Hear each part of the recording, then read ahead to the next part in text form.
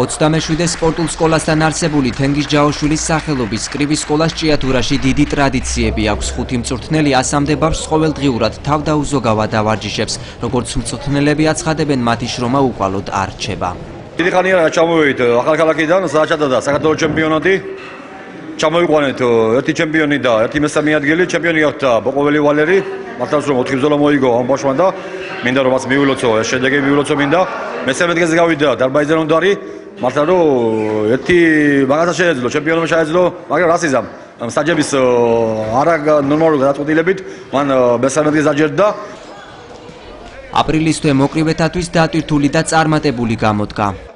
სულ 3 დღე დავბრუნდით ბათუმიდან და ორმა ჩვენმა მოსავლემ ერთმა დიდ ასაკში გახდა ჩემპიონი აბესაძე გიორგი და მეორე შოტიკო ვაშაძემ, რომელმაც წარჩინებულად იასპარეზა და საქართველოს ჩემპიონატზე უფრო დიდი ტურნირი იყო ასპარეზობდა აზერბაიჯანი, სასონხეთის ნაკრები, თურქეთი იყო ჩამოსული.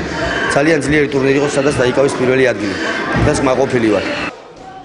ახალქალაქში გამართულ ჩემპიონატზე ვალერი ბოყოველმა ქალაქი და სკოლა ასახელა. ამბობენ, ვალერის მწვრთნელების შეჯიბრებაზე მან პირველი ადგილი დაიკავა და ჭიათურაში ჩემპიონის ტიტულით დაბრუნდა. ჩავატარე 4 ბრძოლა, 4 ფინალში შევხვდი რუსთაველ მოკრივეს. კარგი მოკრივე იყო, დავამარცხე და გავხდი საქართველოს ჩემპიონი. მადლობა სუფთი იური გოგოლაძეს. მოკრივეებმა თავი გამოიჩინეს ქალაქ ბათუმში გამართულ საერთაშორისო ტურნირშიც. 4 ჭიათურელი მოკრივედან 2 ჩემპიონი გახდა. ძალიან კარგი საერთაშორისო ტურნირი იყო ბათუმში. და მე ვიყავით 2 ჭიათურიდან წასული, ორივემ დავიკავეთ პირველი ადგილი. იყვნენ საქართველოს ყველა გუნდი იყო და კიდე იყო აზერბაიჯანი ჩამოსული, რუსეთი და სხვადასხვა ქვეყნები. და მოვახერხეთ პირველი ადგილის დაკავება. 7 წლის თორნიკე 1 წელია სპორტის ამ სახეობას ეუფლება და იმედოვნებს, რომ ისიც უფროსი მეგობრების მსგავსად შეჯიბრებიდან გამარჯვებული დაბრუნდება.